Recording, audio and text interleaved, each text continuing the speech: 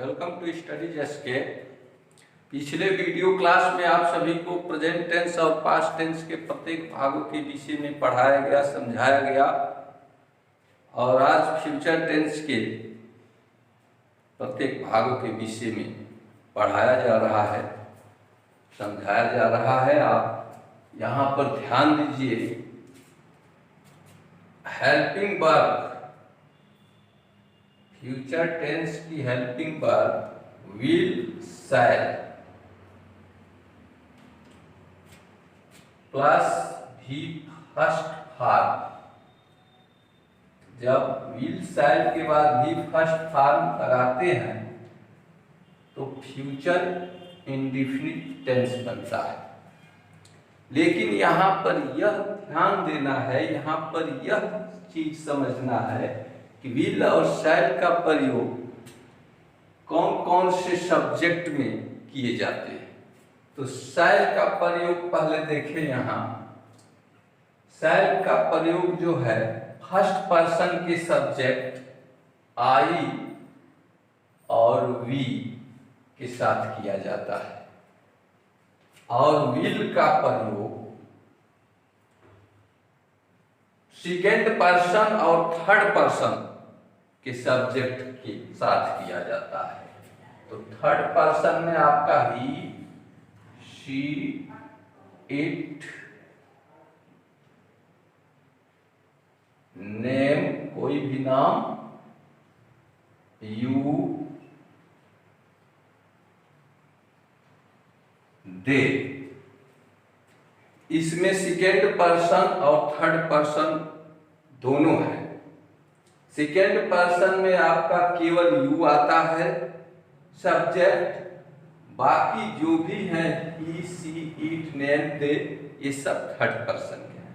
मतलब कि second person और थर्ड पर्सन दोनों कर्ता के साथ हम विल का प्रयोग करेंगे और फर्स्ट पर्सन सब्जेक्ट कर्ता आई और वी के साथ शैल का प्रयोग करते हैं। तो आगे आपको फ्यूचर टेंस के प्रत्येक भागों को टेबल के माध्यम से समझाया जा रहा है। तो बोर्ड पर देखिए, यहाँ पर टेबल तैयार कर दिया गया है, स्पष्ट रूप से आपको दिखाई भी दे रहा होगा। तो आइए समझते हैं। Table 3, formation of the parts of future tense. Future tense के भागों का निर्माण किया गया है टेबल 3 में। इसके पहले 2 टेबल आप लोग पढ़ चुके हैं। प्रेजेंट टेंस का टेबल 1, जो कि पूरे प्रत्येक भागों को उसमें पढ़ाया समझाया गया है।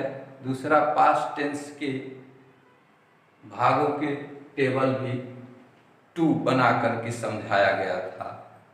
आज आप लोगों को फ्यूचर टेंस के प्रत्येक भागों के निर्माण किया गया है और टेबल 3 द्वारा इसे पूरी तरह से यहाँ पर स्पष्ट रूप से समझाया जा रहा है।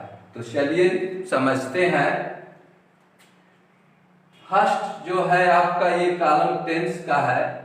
सेकेंड में जो है कि टेंस के सेंटेंस हैं, इसमें वाक्य, अफर्मेटिव सेंटेंस। थर्ड में जो है ये कॉलम निगेटिव सेंटेंस का है। फोर्थ में इंट्रोगेटिव सेंटेंस। टेंस देखते हैं। टेंस जो कि फ्यूचर टेंस के 4 भाग होते हैं, यहाँ चारों भागों को कॉलम 1 में लिखा गया है। फ्यूचर इंडेफिनिट टेंस पहला है। इसके नीचे पहचान दिया गया है गा, गे, गी। मतलब जिस हिंदी वाक्य की क्रिया के अंत में गा, गे, गी लगा होता है या आए तो उसे फ्यूचर इंडेफिनिट टेंस कहते हैं। इसी प्रकार से दूसरा फ्यूचर कंटीन्यूअस टेंस है। इसका पहचान रहा होगा, रहे होंगे, ता रहेगा आदि शार्ट में दिया गया है। इसको बढ़ा देंगे, रहा होगा, रहे होंगे, रही होगी, ता रहेगा, ती रहेंगे, ते रहो, ता रहूंगा इत्यादि आता है से future continuous. Future perfect tense चुका होगा, चुके होंगे। यहाँ पर मात्रा छूट गया है। चुके होंगे, गया होगा, गए होंगे, चुकेगा, चुकेगी इत्यादि। फ्यूचर परफेक्ट कंटिन्यूअस, ये लास्ट है 4 भाग फ्यूचर टेंस का। रहा होगा, रहे होंगे, ता रहेगा और समय का बोध हो, समय दिया हो, उसे फ्यूचर परफेक्ट कंटिन्यूअस टेंस कहते हैं। अब यहाँ पर आपका दूसरा कॉलम में सेंटेंस है। प्रत्येक टेंस के यहाँ सेंटेंस दिया गया है, फॉर्मेटिव सेंटेंस की रचना यहाँ स्ट्रक्चर बनाया गया है। तो पहले फ्यूचर इंडेफिनिट का है ये structure, subject plus will shall plus भी first form plus object. Will shall को ऑक्सिलरी वर्ब कहते हैं या हेल्पिंग वर्ब।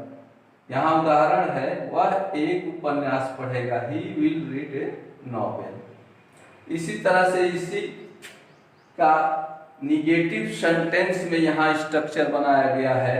विल शैल के बाद नॉट लगा देते हैं, उसके बाद उदाहरण है, वह एक उपन्यास नहीं पढ़ेगा, ही will not read A novel. यहाँ इंट्रोगेटिव सेंटेंस का स्ट्रक्चर बनाया गया है।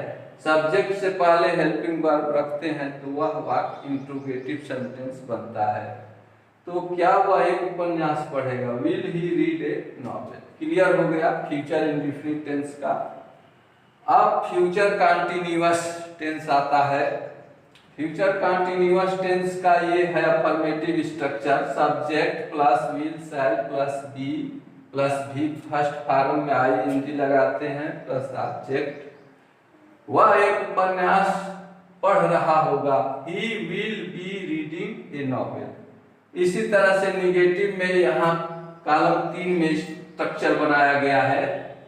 विल शैल के बाद देखिए नॉट, उसके बाद बी का प्रयोग करते हैं, उसके बाद क्रिया की फर्स्ट फॉर्म में आईएनजी जोड़ते हैं, उसके बाद ऑब्जेक्ट और उसके बाद जो बचा कुचा रहता है, आप लोग जो कहते हैं उसी को एक्स्ट्रा वर्ड जो रहता है तो लिखते हैं। तो यहाँ पर देखिए निगेटिव में एक एग्जाम्पल हुआ, एक उपन्यास नहीं पढ़ रहा होगा, he will not be reading a novel.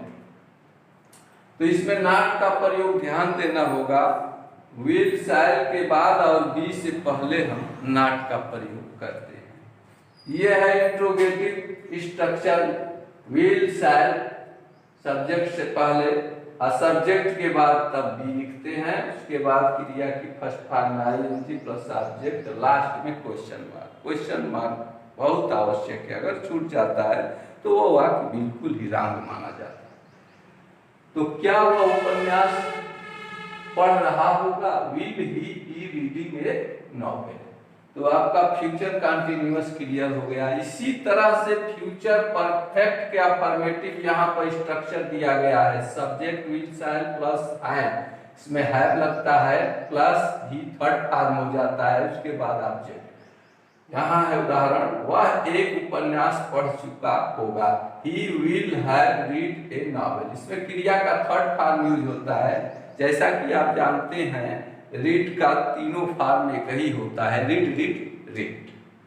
तो रीड ए नॉवेल।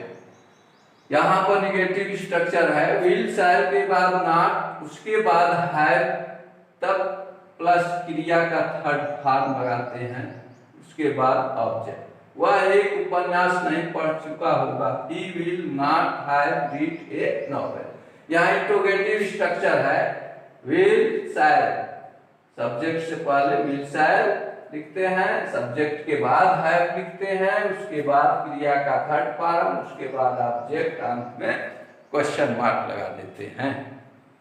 तो यहाँ पर आपका इंट्रोगेटिव, क्या वह एक उपन्यास पढ़ चुका होगा, will he have read A novel. यहाँ पर क्लियर कर दिया गया फ्यूचर परफेक्ट टेंस के सभी सेंटेंस, अफर्मेटिव, निगेटिव और इंट्रोगेटिव।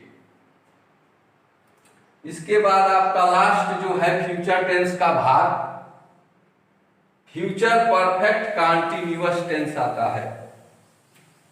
इसका पहचान यहाँ नीचे दिया गया है, रहा होगा, रहे होंगे, ता रहेगा, ती रहेगी और समय का बोध हो, समय दिया रहता है, उसे फ्यूचर परफेक्ट कंटीन्यूअस टेंस कहते हैं। यहाँ अफर्मेटिव स्ट्रक्चर देखिए, सब्जेक्ट प्लस विल शैल के बाद हैव प्लस बीन प्लस क्रिया फर्स्ट फॉर्म में ING plus object plus time के लिए सिंस फ्रॉम का प्रयोग करते हैं। For from plus time. Future tense में सिंस का प्रयोग नहीं किया जाता है। काम चलाने के लिए हम सिंस के स्थान पर फ्रॉम का प्रयोग करते हैं, क्योंकि सिंस जो होता है पास्ट पॉइंट ऑफ टाइम को दर्शाता है, इसलिए हम फ्यूचर टेंस में कभी भी सिंस का प्रयोग नहीं करते हैं। तो ये यहाँ पर आपको स्पष्ट कर दिया गया। यहाँ उदाहरण है एग्जाम्पल, वह सुबह से एक उपन्यास पढ़ रहा होगा। He will have been reading a novel from morning. Clear. यहाँ निगेटिव स्ट्रक्चर है, विल शायद के बाद नॉट और हैव से पहले नॉट लगाते हैं, तो विल शायद प्लस नॉट प्लस हैव और उसके बाद बीन लिखते हैं, उसके बाद भी फर्स्ट फॉर्म में आईएनजी तब object plus for from plus time. वह सुबह से एक उपन्यास नहीं पढ़ रहा होगा। He will not have been reading from morning. Clear हो गया। इसी तरह यह इंट्रोगेटिव स्ट्रक्चर बनाया गया है, जो सब्जेक्ट से पहले विल या शायद लगाते हैं, उसके बाद सब्जेक्ट के बाद हैव लिखते हैं, उसके बाद बीन लिखते हैं, उसके बाद भी फर्स्ट प्लस आईएनजी जोड़कर लिखते हैं, उसके बाद ऑब्जेक्ट लिखते हैं, उसके बाद फॉर फ्रॉम समय के लिए लगाते हैं। सिंस के स्थान पर फ्यूचर टेंस में फ्रॉम का प्रयोग होता है। तो आप यहाँ पर उदाहरण भी देख रहे होंगे। क्या वह सुबह से उपन्यास पढ़ रहा होगा? Will he have been reading a novel from morning. तो आपको स्पष्ट रूप से फ्यूचर टेंस के प्रत्येक भागों को टेबल 3 में समझाया गया और बताया जा रहा है। आप इसे बढ़िया से समझें, समझ करके अपना कंसेप्ट क्लियर कर लें और घर पर बैठ करके पूरी तरह से और भी जो अदर सेंटेंस वाक्य हैं इनसे संबंधित सभी वाक्यों का प्रैक्टिस कीजिए। आप हमेशा पूरी तरह तैयार रहिए। ये चैनल आप ही लोगों के लिए विशेष रूप से खोला गया है और जो भी नए स्टूडेंट्स अभी बचे हैं कम से कम उनको यथाशीघ्र सूचित कीजिए, अपने दोस्त मित्रों को जल्दी सूचित कीजिए, शेयर करने के लिए कहिए, लाइक करने के लिए कहिए, जल्द से जल्द सब्सक्राइब करें और आप बिल्कुल बने रहिए। इसी के साथ जय हिंद, जय